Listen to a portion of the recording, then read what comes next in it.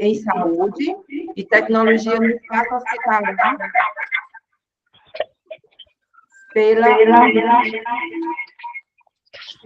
só um minutinho, meu som tá... Vocês estão me ouvindo? Vocês estão me ouvindo? Está com ecos. Sim.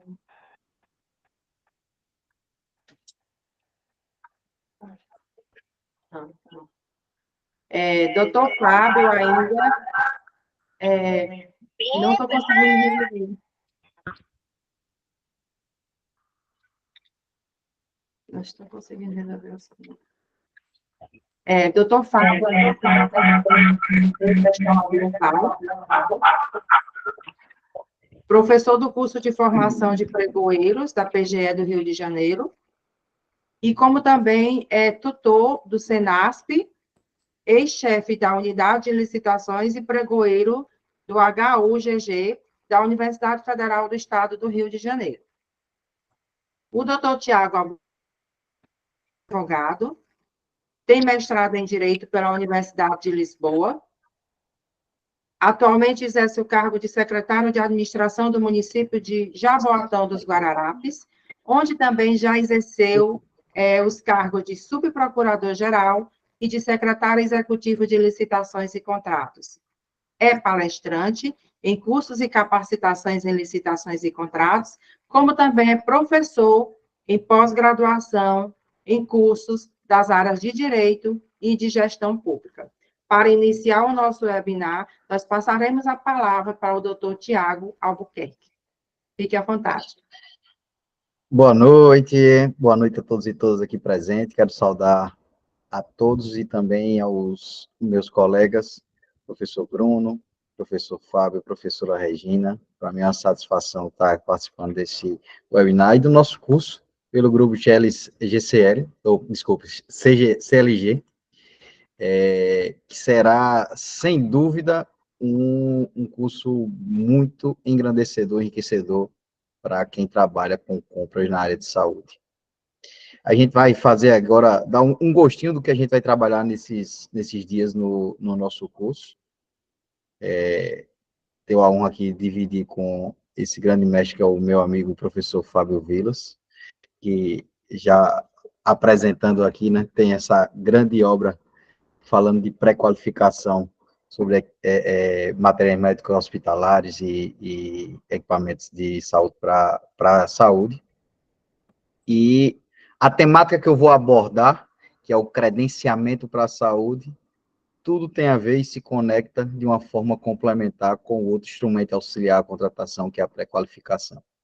Por isso, a gente está bem entusiasmado com esse curso, que ele está totalmente conectado para vocês terem uma lógica e sair com uma completa capacitação para contratações em saúde de forma bem provocadora, que aí acho que essa é a maior intenção para a gente, trazer inovação, reflexão e provocação bem prática para vocês.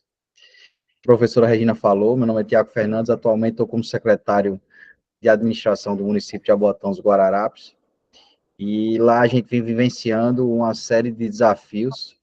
Desde 2017, a gente fez uma série de aquisições e contratações para a área de saúde, e a gente pôde provar e testar vários modelos, e chegamos a uma conclusão sobre o mercado de saúde, como ele funciona e como a administração pública pode inovar no processo de contratação com a utilização da nova lei de licitações e contratos, que nos traz alguns presentes a partir do artigo 72 da Lei 14.133, que são os instrumentos auxiliares à contratação. Eu costumo dizer que os instrumentos auxiliares à contratação realmente foi um verdadeiro presente que a 14.133 trouxe para nós, gestores públicos.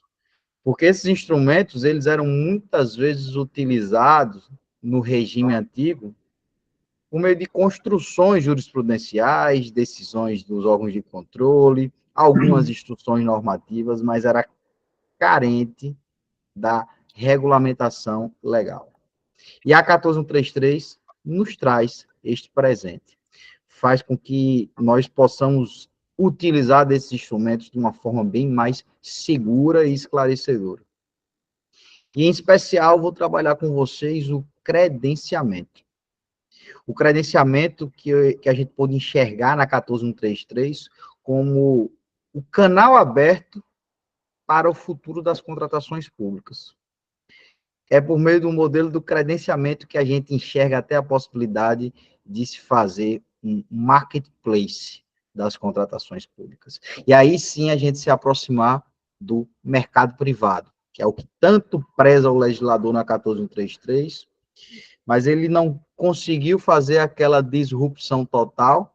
Eram 30 anos aí de evolução do processo de compras públicas para ser aprovado num projeto de lei a toque de caixa, como foi o da 14133. Então, era uma discussão mais profunda, mas ele nos deixou essa possibilidade de inovar por diversos instrumentos, entre eles o instrumento auxiliar do credenciamento.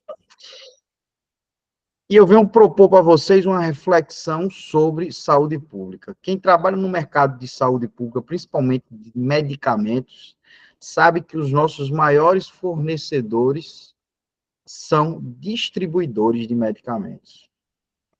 E os distribuidores de medicamentos, eles não têm a segurança do preço que eles ofertam. Os distribuidores de medicamentos e os distribuidores gerais de materiais médicos hospitalares e equipamentos, eles, em sua grande maioria, atrelam o preço ao fabricante, ao produtor ali do medicamento ou ao laboratório que produz o medicamento ou o material médico hospitalar. E este fabricante, ele flutua no seu preço, fazendo com que o distribuidor perca totalmente a segurança no fornecimento diante de um preço ofertado lá atrás no processo licitatório.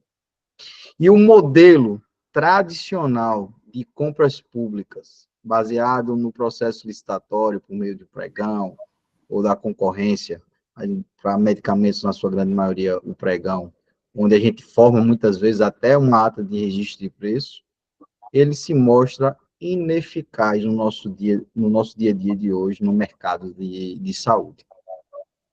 É com essa visão que a gente propõe a utilização do credenciamento para causar uma disrupção nesse mercado e a gente tentar chegar no modelo de marketplace. Mas a gente vai conversar muito sobre o credenciamento como um todo, para compras e contratações de saúde pública. O credenciamento da 14133, ele traz sob a perspectiva de 3 modelos. Os dois primeiros modelos são os modelos mais tradicionais, o que a gente chama de credenciar um mercado paralelo e não excludente, ou credenciar fornecedores para serem contratados e utilizados seus serviços de acordo com a escolha do usuário. Esse era o formato do credenciamento tradicional antes da regulamentação da 14133, que a gente vinha utilizando bastante, por meio de, muitas vezes, de uma legislação infralegal ou de uma prática sem uma base legal, mas que a gente tem que se virar nos 30 para fugir dos diversos modelos. Então, a gente tem aí a necessidade de se fazer exames em geral, onde nossa rede pública de saúde não tem condição de ofertar e fazer a cobertura da população, e a gente busca o máximo de ampliação possível de fornecedores, por isso a gente busca credenciar prestadores de serviços para atender a população. E a 14133, ela traz alguns regramentos para o credenciamento. Ele não pode ter um fechamento, tem que ficar aberto de forma ininterrupta para eventuais credenciados, por meio de um edital de chamamento público. E a ideia do credenciamento é não ter a disputa. Eu tenho uma necessidade de ter uma gama máxima de fornecedores, por isso eu abro o credenciamento. Se eu boto no paralelo e não excludente, é dentro de um modelo em que a administração vai credenciar diversos fornecedores e vai distribuir a demanda entre os credenciados dentro de um critério objetivo previamente estabelecido no edital. Ou eu posso fazer dentro de um modelo de seleção a critério do usuário. Eu credencio várias clínicas de exames de laboratório, então, de exames médicos como exame oftalmológico, e eu deixo a critério do usuário, da população, escolher que clínica, dentre as credenciadas, ele vai se dirigir e realizar o seu exame. E aí a gente está falando do credenciamento tradicional. Só que, de forma específica para medicamentos, a gente identificou que o modelo tradicional de compras de pregão, e por aqueles motivos que a gente conversou logo no início, a falta do domínio do preço do mercado da distribuidora de medicamentos, a gente viu que o pregão e a concorrência se tornava muito ineficiente, ineficaz. Quem aqui não já passou pelos problemas de fazer uma licitação, formar uma ata de registro de preço, na hora de fazer a ordem de fornecimento ou o contrato, o fornecedor declinava do registro de preço. Já dizia que não tinha condição de prestar aquele serviço. Hoje, diante de alguns regulamentos de registro de preço, a gente tem alguns mecanismos de atualização desse preço. Mas mesmo com os mecanismos de atualização do preço no registro de preço, ainda não é uma situação tão confortável fazer essa atualização. Foi aí que a gente pensou, por que não utilizar a terceira possibilidade prevista na 14133 de credenciamento? Considerar o medicamento como um objeto enquadrável no mercado fluido. O mercado fluido, ele é uma possibilidade de credenciamento que nasceu dentro daquela ideia da aquisição de passagens aéreas, onde pela fluidez do mercado eu não consigo fazer a seleção do fornecedor e do objeto por meio de um processo de licitação comum, porque o preço não é estático.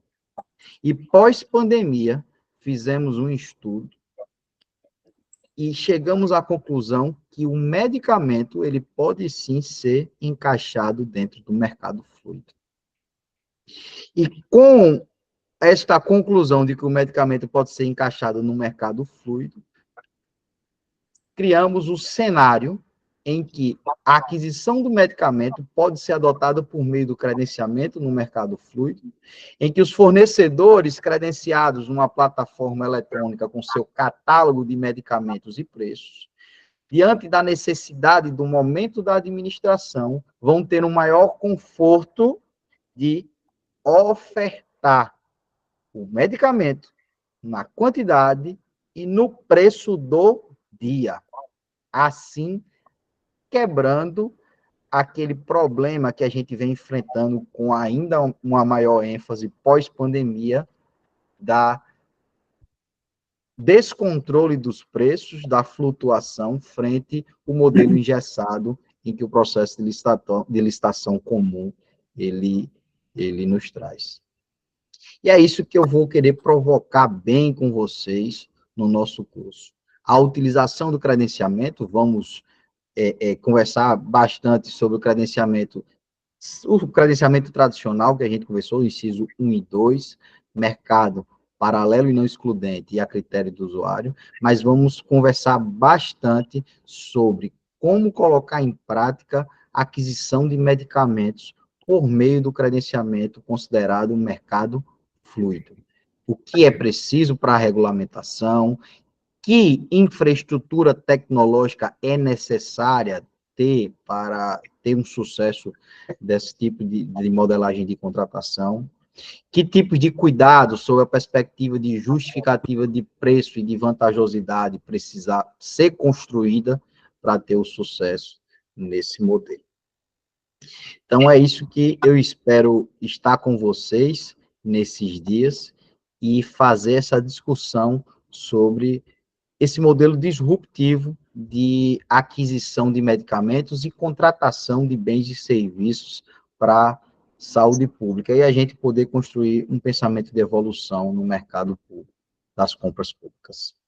Quero deixar meu agradecimento e deixar já aqui aberta o espaço para um debate, tanto com os professores Bruno, Fábio e Regina, como todo o público aqui presente. Muito obrigada, doutor Tiago, excelente introdução, né, para o nosso curso, que será logo mais na próxima semana. E eu tenho uma pergunta aqui, doutor Tiago, de uma pessoa da Secretaria Municipal de Saúde. Ela pergunta o seguinte, vou ler. Boa noite, mas como lançaríamos tal demanda dentro do sistema do SUS, em casos de serviços de saúde, já que precisam ser lançados pelo prestador? Aí tem a pergunta... Que tipo de serviço seria? Assim, eu vou tentar responder diante mas se ela puder complementar, a gente vai construindo aqui. Esse modelo do credenciamento... Licença, doutor. Sou Pode eu. falar. Boa noite, eu sou de Araxá, Minas Gerais. Tudo Nos bem. casos, a gente está utilizando o credenciamento desde o ano, faz 2 anos. Na modalidade com médicos. Nós não conseguimos ainda utilizá-lo nessa modalidade, que eu acho que é muito, muito atrativa, principalmente medicamento muito atrativo. Mas há 10 anos até fico mais, um pouco mais, me sinto com mais segurança para poder fazer. Só que eu tenho um problema sério, que é o lançamento disso dentro do sistema do SUS. Então, exames, consultas, procedimentos de cirurgia, por exemplo, eletivas, né? Dentro do SUS é obrigatório você informar isso diretamente do prestador. Hoje a gente tem muita filantropia, OES, né? No caso de uma clínica particular, eu ainda nunca experimentei dessa forma. Qual a sua experiência no lançamento disso dentro do CIA-SUS? Vamos lá, o lançamento desses serviços, ele funciona da mesma forma, porque você vai credenciar os prestadores de serviço e você vai estabelecer o preço de acordo com a tabela SUS. Você vai credenciar todos os prestadores de serviço diante de um processo formal, onde você vai lançar o edital, vai credenciar o prestador e o preço que ele vai praticar diante da tabela SUS já pré-estabelecida. O modelo 1 e 2, que é do paralelo e não excludente... A tabela é muito ruim, professor. Ele, por exemplo, uma consulta de cardiologia é R$10. Eu não vou conseguir. Pronto. Como é que a gente deve fazer? Eu pego ali o 1 e o 2, isso eu não estou falando do medicamento, tá? Do preço fluido. Primeiro, só do modelo 1 e 2, que é do paralelo não excludente e do a critério do usuário. Esses dois, eu já vou estabelecer o preço no meu edital. Eu não tenho flutuação de preço aqui, nesse momento. Eu vou fazer o credenciamento de acordo com a tabela SUS. Nesses casos em que a tabela SUS está fora de mercado, eu vou realizar essa pesquisa e essa comparação de mercado e vou, de forma justificada, colocar no meu edital de credenciamento um valor acima da tabela SUS, tendo em vista que o mercado não responde dessa forma. Pronto. Vamos passar aqui agora, tem mais ou menos 2 perguntas. A Monique pergunta, se os medicamentos têm que seguir a tabela CIMED, não há mercado fluido. A pergunta dela. Não, a tabela CIMED também não... A tabela CIMED, ela é uma das principais referências para balizamento de preço de saúde, mas também não há essa obrigatoriedade legal da gente seguir a tabela CIMED. A gente tem que estar sempre preocupado com uma coisa: não há um tabelamento estático para compras públicas, nem muito menos para a saúde. O que a gente deve evitar é o sobrepreço. Se o mercado não responde dentro das principais tabelas de referência, inclusive a CIMED, eu posso fazer aquisição acima da tabela de CIMED também, desde que não seja caracterizado o sobrepreço. Tem que ser justificado por meio da metodologia do artigo 23 da 14133, aquela minha formação para estabelecer o que é preço de mercado. Se a tabela de CIMED, ela reflete o preço, sim, eu devo respeitar a tabela CIMED. Mas se ela está defasada em relação ao mercado, diante de uma pesquisa feita de acordo com a cesta de preços prevista lá no artigo 23, eu vou utilizar aquelas referências e vou justificar que eu vou adquirir dentro da realidade de mercado, eu não tenho a obrigatoriedade de segurar a tabela CIMED. Ok. Mais uma pergunta aqui. Aliás, são várias perguntas. A Thaís pergunta: a aquisição de serviço de recarga de oxigênio medicinal, por ser continuado, é possível fazer pelo credenciamento? A gente tem que ter sempre uma lógica na cabeça. Se eu encaixar como mercado fluido, eu consigo fazer o credenciamento e no preço do dia eu vou contratar o que tiver me oferecendo a maior vantagem. Se eu não encaixar como mercado fluido, eu tenho que fazer uma lógica de distribuição de demandas, que é ou a critério da administração ou a critério da utilização do usuário. A lógica do credenciamento é para eu contratar e comprar uma gama máxima de prestadores de serviço. Para isso, eu tenho que justificar essa minha necessidade. Se, para minha demanda, o fornecedor de gás medicinais, um fornecedor, ele é suficiente, de acordo com a lógica do mercado, para atender a toda a minha demanda, eu vou para o procedimento comum e normal de licitação por meio de um pregão de uma concorrência. Se, para atender a minha demanda, o mercado e a minha demanda, ela funciona de uma forma que eu preciso de uma gama vasta, ter um leque, um cardápio de fornecedores, eu vou para o credenciamento. É essa lógica que eu tenho que sempre observar. Se o prêmio, que é o objeto adjudicado, ele vai ser fornecido por apenas um fornecedor, eu faço o processo licitatório. Normal. Se eu tenho uma necessidade dentro da lógica de ter uma gama de fornecedores, eu vou para o caminho do credenciamento. Então, gases medicinais, eu tenho que observar como funciona o mercado. Se eu distribuir entre os prestadores de serviço a demanda e assim funcionar o mercado de uma forma mais vantajosa, eu parto para o credenciamento. Lembrando, credenciamento não tem disputa. Você pode fazer, no máximo, o mercado fluido, em que você credencia todos, e de acordo com a fluidez do mercado, você vai escolhendo o menor preço do dia. Perfeito, professor. Primeiramente, queria agradecer aqui, né, muitas coisas interessantes, muitas colocações excelentes, né? Acho que todo mundo aqui gostou, e vemos que temos muitas mensagens no chat, muitas dúvidas, mas aí vale a pena lembrar que o professor Tiago, ele estará no nosso curso, inclusive dando uma aula sobre credenciamento, né? A gente vai ter uma aula só sobre credenciamento com o professor Tiago, um grande especialista no tema, ainda mais na área da saúde. Então, vocês, caso queiram se aprofundar, né, tirar todas as suas dúvidas, né, e fazer uma imersão mesmo nesse tema, façam o curso, né? A gente está com as inscrições abertas, o curso é semana que vem, então ainda dá tempo de você se inscrever. A gente está até disponibilizando um cupom de desconto para quem está aqui nos acompanhando, depois no chat. Olha aí. Aí tá úmida aí já. Tu vai dormir com a gente? Vou pedir só que vocês desliguem o microfone aí, rapidinho, tá? Peçam depois no chat o cupom, ou então lá no nosso Instagram, @jurisprudencia.tcu, e a gente vai disponibilizar um cupom exclusivo para quem está nesse webinar. Esse curso vai ser imperdível, um curso sobre contratações e convênios na área da saúde. Então, se você trabalha direto ou indiretamente na área da saúde, eu tenho certeza que vai ser um curso essencial e diferencial para você. O Tiago estará lá com a gente e certamente vai trazer muito mais considerações, muito mais lições e tirar todas as dúvidas de você. Mas agora vamos passar para o professor Fábio, para ele dar sequência aqui ao nosso evento. O professor Fábio vai falar agora sobre pré-qualificação. Bom, primeiramente, boa noite a todos. Agradeço desde já o convite feito pelo grupo CLG, tá?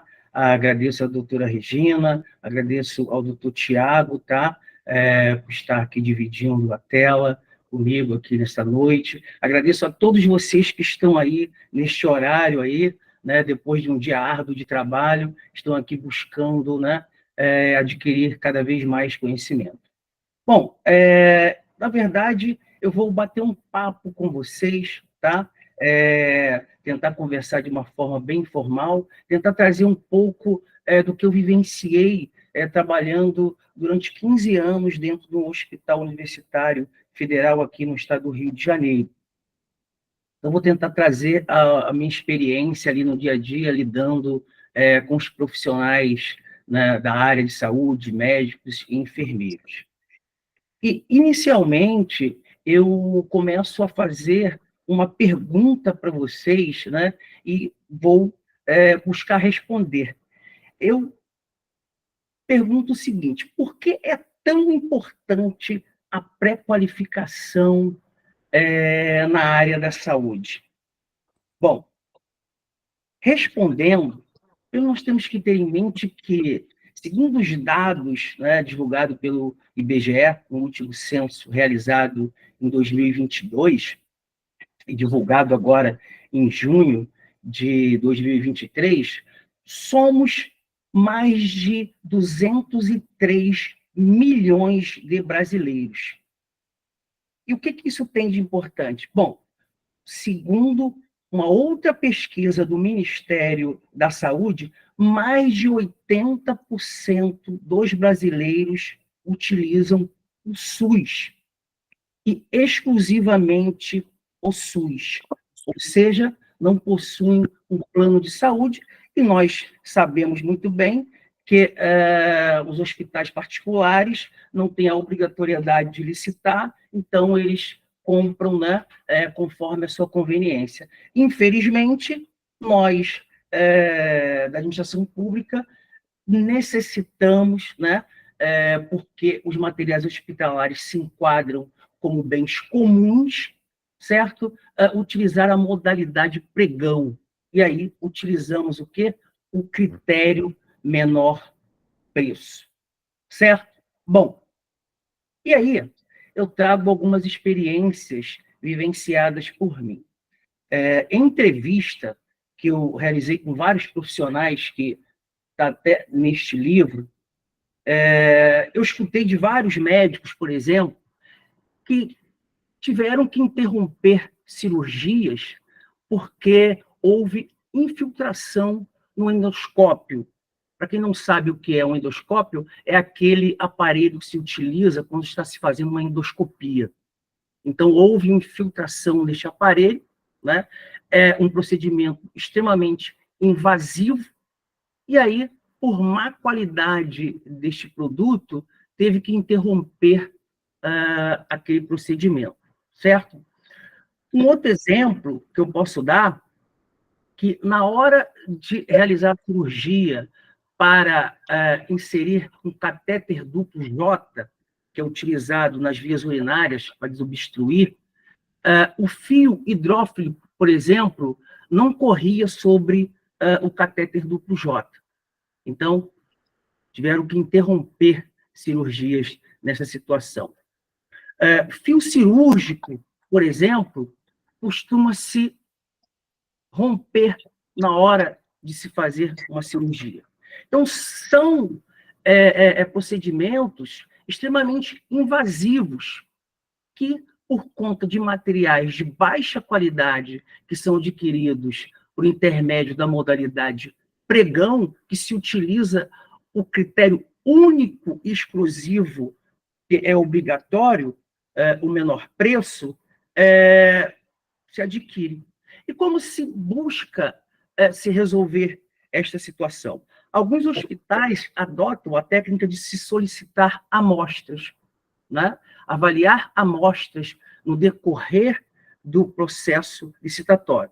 Mas essas amostras, elas precisam estar bem detalhadas ali no edital, né? Dizer qual vai ser o critério de avaliação, tem que oportunizar que o licitante possa acompanhar, enfim, tem que dar toda a transparência, não é somente dizer que vai solicitar a amostra. vocês terem uma ideia, eu fiz uma consulta no portal de compras do governo federal, o Compras Gov, são 326 mil pregões, tá?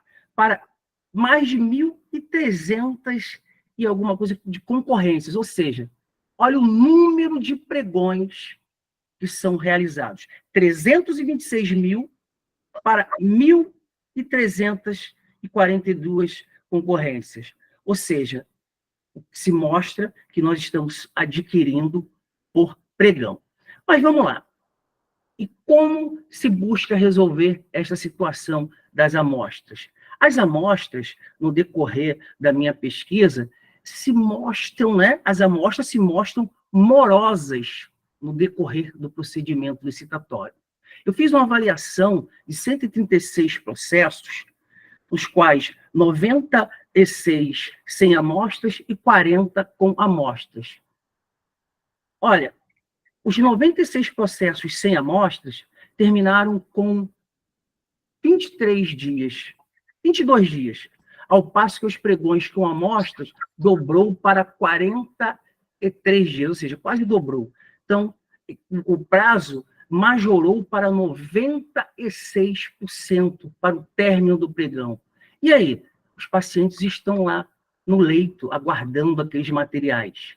Então, por isso que é muito importante nós utilizarmos de mecanismos como os instrumentos auxiliares que estão aí, exatamente para auxiliar. Eu lembro uma passagem do fio cirúrgico, que um amigo meu, pregoeiro, foi até um caso bem engraçado, ele pagava plano de saúde, então ele foi realizar um procedimento cirúrgico em uma clínica particular. Chegando lá, ele se deparou com um dos médicos lá do hospital. E aí, o que o médico falou para ele? Olha, sabe aquele fio cirúrgico que você compra lá pelo critério menor preço, que, desculpa o termo, é uma porcaria? Eu vou utilizar agora na sua cirurgia, eu vou suturar você com este fio cirúrgico. Ou seja, é bem complexo. O que nós não queremos para nós, não podemos querer para os milhões de brasileiros, que 80% da população se utiliza exclusivamente do SUS. E aí, nós temos que ter em mente, meus queridos, que saúde é um direito, está esculpido ali no artigo 196 da nossa Constituição Federal. É um dever e um direito do Estado prestar assistência, certo? Uma assistência de qualidade. E também está inserido ali no rol dos direitos fundamentais. O título 2 da Constituição Federal, ele estabelece ali, e o artigo 6º está ali no título 2 dos direitos e garantias fundamentais, traz a saúde como um direito social. E aí o Estado, ele busca, através das leis, foi criado o quê? O SUS, já que eu citei tanto o SUS, que é a Lei 8.080 de 90, pós-Constituição Federal, que ele dispõe sobre o quê? Sobre as condições para a promoção e proteção. Então, nós, da rede pública, sobretudo os hospitais, temos que buscar proteção para esta população tão sofrida, que depende exclusivamente do sistema único de saúde. E aí, o SUS tem, na verdade, os seus princípios da integralidade, que também dispõe que o serviço de saúde tem que ser preventivo no sentido de quê? De prevenir doença, prevenir agravos, tá? E também, um dos princípios do SUS é a igualdade, que devemos não ter preconceito, ou seja, não é porque o cidadão depende exclusivamente do SUS, não tem condições de pagar um plano de saúde, nós vamos comprar qualquer material, e aí ter essas situações. Bom, surge também a Anvisa, a Anvisa, através da Lei 9.782 de 99, e tem ali no seu artigo 6º, ele busca o quê? proteção. Veja que o SUS tem a prevenção, a Anvisa, ela busca o quê? A proteção à saúde da coletividade. E como que a Anvisa trabalha estas situações? Bom, a Anvisa, ela possui algumas divisões, tá, ali dentro, e ela dispõe da tecnovigilância, tá, que foi instituída, né, criada, por intermédio da portaria 593 de 2000. O que consiste este sistema da tecnovigilância? Ele fiscaliza os produtos que estão no comércio, né? Produtos estes que, se porventura houver algum desvio de padrão, como queixa técnica, por exemplo, o que seria queixa técnica? É tudo que se relaciona ao desvio do produto. O produto não está funcionando da forma correta, ou a empresa não está cumprindo com a legislação, ou um evento adverso. Então, a Anvisa, através da tecnovigilância, ela busca, tá, controlar, tá, esses casos de queixa técnica e o evento adverso. E o que seria o evento adverso? É todo dano provocado ao paciente, tá, que foi realizar um procedimento e o procedimento não ocorreu da forma que deveria ocorrer. E esse evento adverso pode ocasionar a morte, pode ocasionar uma deficiência, o prolongamento do cidadão que busca, tá, os serviços públicos. E nós temos que ter em mente que o cidadão, quando ele busca o serviço, ele já está completamente debilitado, seja física ou psicologicamente.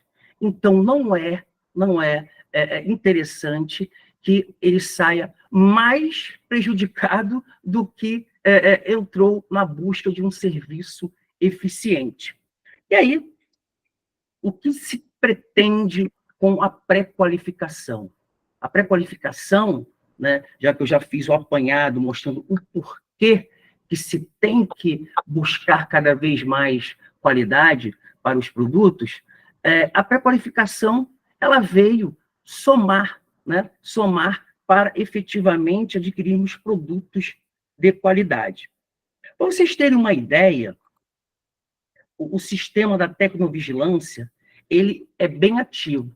Quando um produto ele tem qualquer desvio de qualidade, é de responsabilidade dos profissionais de saúde notificar o Notivisa. Para vocês terem uma ideia, desde 2007 até o ano de 2023, eu fiz uma busca, fiz uma pesquisa, foram registrados 211.147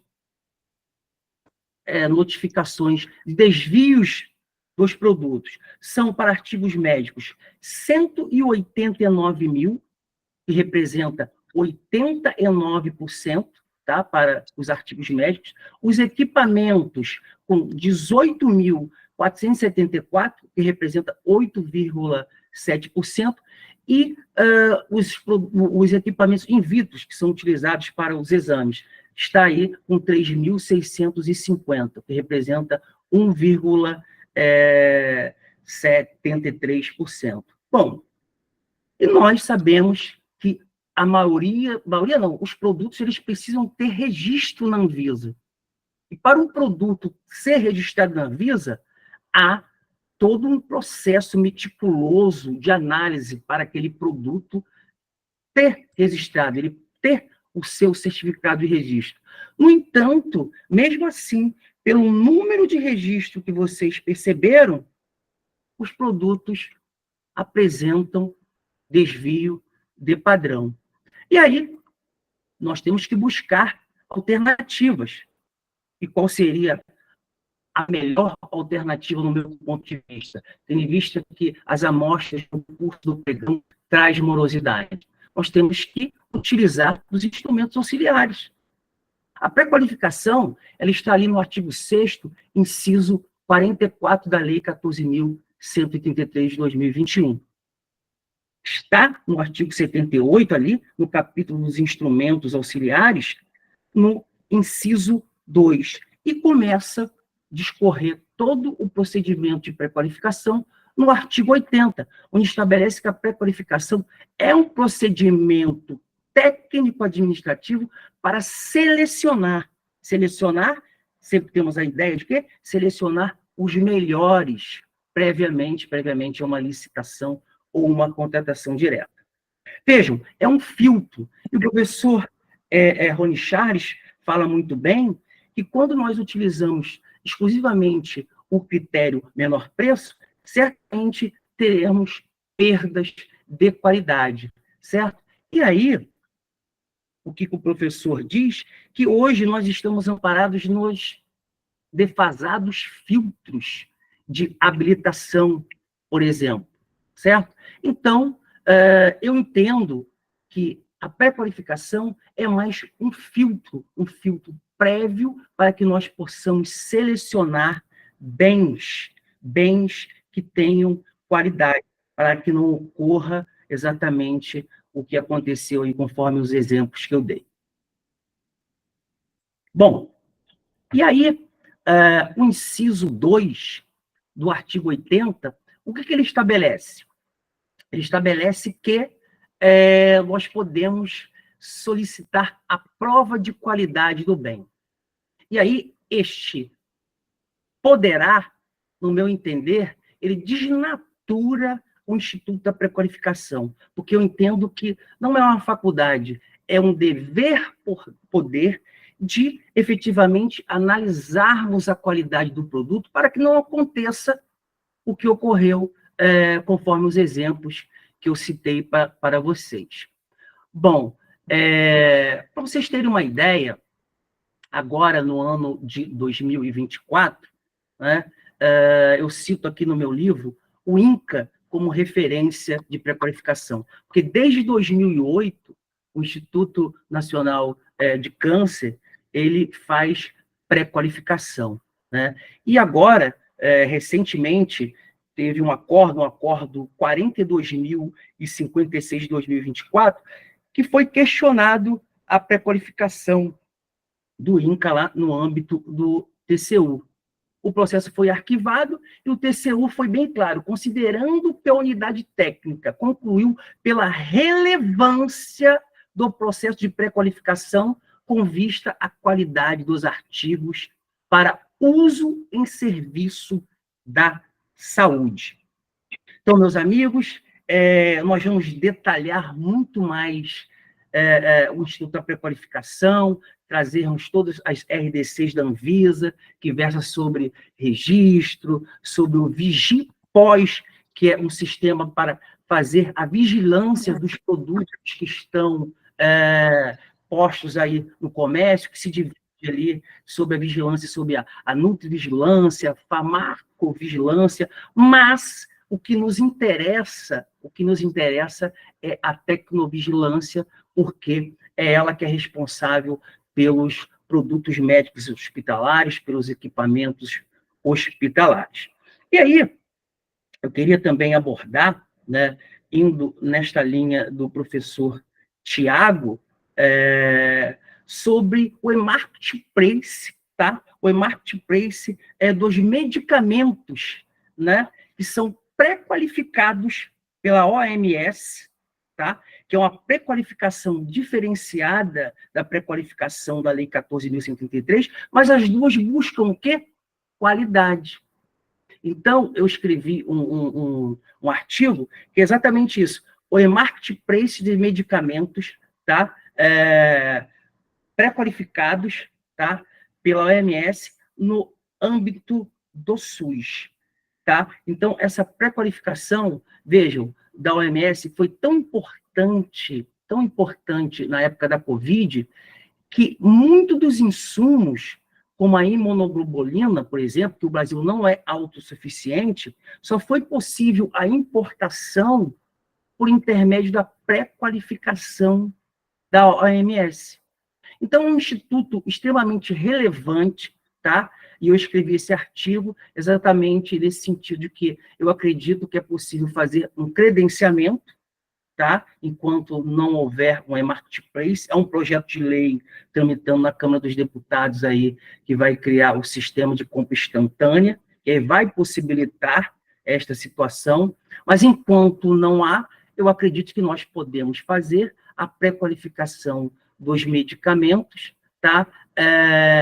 Que possuem um certificado de boas práticas de fabricação, que tem um estudo que eu vou trazer durante o curso e vou mostrar para vocês, que demonstra que a pré-qualificação da OMS e o certificado de boas práticas de fabricação, eles são iguais no que se refere ao quesito de análise da documentação, de informações, e lembrando muito bem que a pré-qualificação, como aduz muito bem o professor Marcos Nóbrega, é uma excelente ferramenta para revelar informações e assim não fazermos a aquisição daqueles produtos, as famosas seleção adversas, que são produtos destituídos de qualidade, e assim trazermos segurança para os nossos pacientes. Bom, é o que eu tinha que falar por hora, e tenho certeza que no curso nós abordaremos detalhadamente todos os pontos que eu abordei aqui e muito mais. Muito obrigado. Muito obrigada, doutor Fábio. A sua exposição foi maravilhosa, surgiram várias dúvidas. Como nós temos inúmeras perguntas, nós não teríamos condições de suprir as necessidades de todos. E nós escolhemos algumas perguntas para serem respondidas agora, e uma delas é da Thaís Damião. O pregão ou credenciamento ficaria atrelado à pré-qualificação, ou seja, só as empresas que participaram da pré-qualificação é que estariam habilitadas a participarem do pregão, concorrência ou credenciamento? Aí ela está falando, então, acredito que seria a pré-qualificação do artigo 80, parágrafo 10, né? Que fala que a licitação seria restrita, né? Bom, eu acredito que sim, né? Fazendo toda a análise ali da documentação, porque também a lei, ela não impede que a pré-qualificação subjetiva, que se refere aos fornecedores, ela não esteja junto com a pré-qualificação objetiva, que é a pré-qualificação de bens. Então, pelo que eu entendi da pergunta dela, seria a pré-qualificação, né, voltada para que futuramente seja uma licitação restrita. A lei possibilita, conforme o artigo 80, parágrafo 10. Só fazer um complemento aqui, ao comentário do professor Fábio, a utilização de dois instrumentos auxiliares, como pré-qualificação e credenciamento, ela não é tecnicamente viável, tá, pessoal? Você faz a pré-qualificação como um instrumento auxiliar e a contratação é por meio de um processo licitatório. A seleção depois é por um processo licitatório. O credenciamento, ele também é um instrumento auxiliar e a seleção é via inexigibilidade, porque não tem mais disputa, todos os credenciados serão contratados. Agora, no credenciamento, você tem uma etapa necessária, que é uma espécie de qualificação. E aí funciona parecido com a pré-qualificação. Para você estar credenciado, você tem que estar lá qualificado. Então, mas não se mistura os dois instrumentos, faz pré-qualificação e gera um credenciamento. Só para a gente diferenciar aqui o instrumento. Hein, Tiago, acho até interessante, porque o credenciamento, ele também possibilita a exigência de amostra. Ali, salvo me engano, o decreto federal que trata do credenciamento, salvo me engano, é o artigo 4º. Ele possibilita você exigir a amostra do produto. E aí, eu defendo, né, seja uma ideia que eu estou pretendendo escrever, porque o credenciamento ele tem uma etapa de habilitação, certo? Isso. Eu penso que, de repente, o resultado de uma pré-qualificação subjetiva, se o objeto for o mesmo, por exemplo, você pode usar o resultado daquele certificado no credenciamento. Então, ele pula a fase de habilitação. Isso se for, porventura, o mesmo objeto. Essa é uma ideia que eu tenho.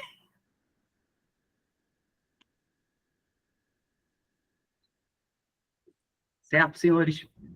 Perfeito, professor Fábio.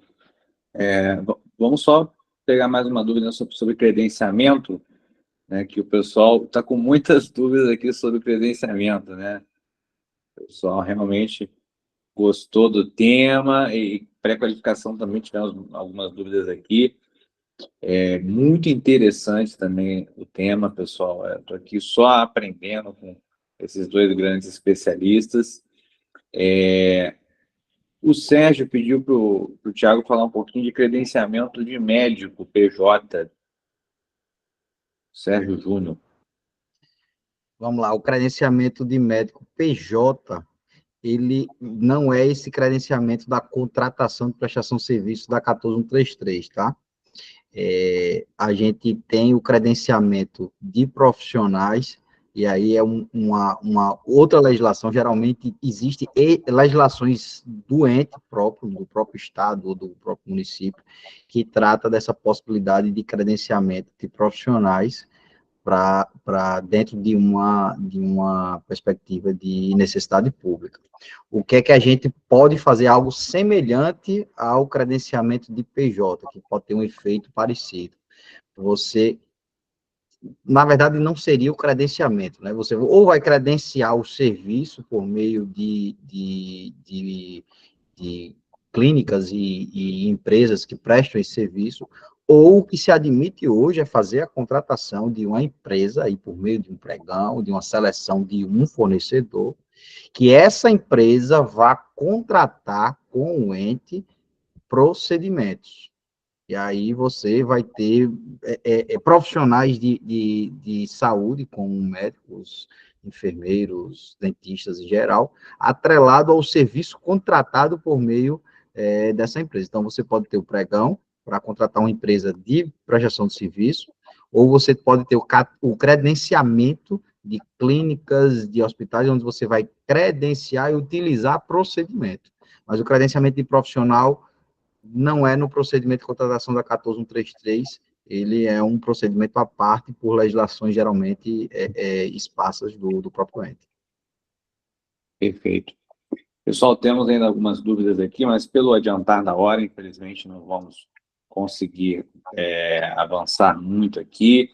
E é aquilo, né? Para a gente se aprofundar, para a gente, de fato, imergir nos temas, a gente aprofundar, ter segurança para aplicar e conduzir um processo de contratação, sobretudo na área da saúde, que é tão complexa, tão específica, sujeita a tantas normas particulares, né, específicas. Então, você precisa se capacitar. E teremos uma capacitação, teremos um curso, inclusive os professores Thiago e Fábio estarão lá, estarão no curso, darão aí aulas também no curso, e lá vocês poderão tirar todas as dúvidas sobre credenciamento, sobre pré-qualificação e diversos outros temas, né? Teremos aulas sobre registro de preços na área da saúde, convênios na área da saúde, a própria licitação, né? Pontos de atenção na análise edital, pontos de atenção pela assessoria jurídica, pontos de atenção na fase de planejamento, inclusive em relação à pesquisa de preços, né, a formação dos preços, que é tão peculiar na área da saúde. Então, a gente formatou esse curso para vocês que atuam em secretarias, fundações, hospitais, né, vocês que trabalham no dia a dia da saúde, ou que eventualmente lidam com o processo ali, né, a gente sabe que tem procuradores, eventualmente, de municípios ou servidores da área de planejamento que lidam, né, do alfinete ao foguete. Eventualmente, você também lida com contratação na área da saúde, esse curso também é para você, né, diante de todas essas particularidades, né, que você vivencia no dia a dia nesse mercado, tanto para a administração pública quanto para o particular. Então, conto com vocês lá no curso, pessoal. Mandem uma mensagem depois no @jurisprudência.tcu no Instagram. Podem mandar no meu WhatsApp também, vocês me viram lá postando no grupo, né? Podem mandar lá no privado, podem entrar em contato, podem mandar mensagem para o comercial do Grupo CLG, né? Vocês já devem ter visto o contato aí. Entre em contato dizendo, quero fazer o curso. quero fazer o curso, a gente vai dar um cupom exclusivo para quem participou aqui do nosso webinar. Infelizmente, estamos chegando ao fim aqui, espero que tenham gostado. Professor Fábio, professor Tiago, muito obrigado por estarem aqui, e vou só passar aí para considerações finais, para vocês se despedirem também do pessoal. Queria agradecer a oportunidade de estar aqui ao professor Bruno, mais uma vez, o grupo CLG, e a professora Regina, fazendo toda essa mediação conosco. Uma honra estar aqui dividindo com o professor Fábio e com tantas outras feras que vão estar aí nesse curso, né? Professora Lidineide Cardoso e outros professores que estarão aí conosco. Não percam, viu, pessoal? É um curso especializado, específico para contratações de saúde pública, onde a gente vai abordar diversos aspectos do processo de contratação, e, claro, com foco na nova lei de licitações, na 14133. Então, espero vocês lá. Alô, pessoal. Também agradeço muito o convite do professor Bruno, agradeço a doutora Regina também, Silva, agradeço a todos vocês aí que pacientemente estiveram até agora aqui conosco, tá? Espero vocês no curso, e já deixo uma informação que fiz uma pesquisa em âmbito nacional, tá?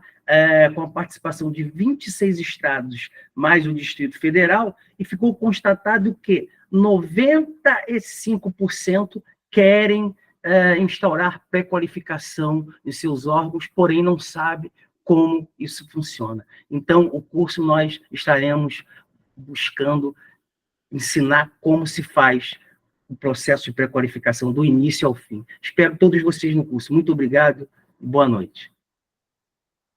Boa noite, Fábio. Regina, muito obrigado também pela participação, né, pela ajuda aí na mediação. A Regina também estará no nosso curso, vai falar sobre edital na área da saúde, né? Então, é um ponto muito interessante também, né? Vocês precisam ter muita atenção nessa análise ou na própria formatação das minutas de editais na área da saúde, porque tem muita coisa interessante, né? Muito detalhe que pode passar despercebido, mas você que vai fazer nosso curso não vai dar esse mole, que a professora Regina também estará lá para ajudar vocês. Pessoal, espero vocês lá, mandem mensagem para o @jurisprudencia.tcu ou para o WhatsApp, né? Estaremos aí te esperando para te atender da melhor forma possível, seja para mandar uma proposta para o seu órgão, seja para te fornecer o link para inscrição por meios próprios.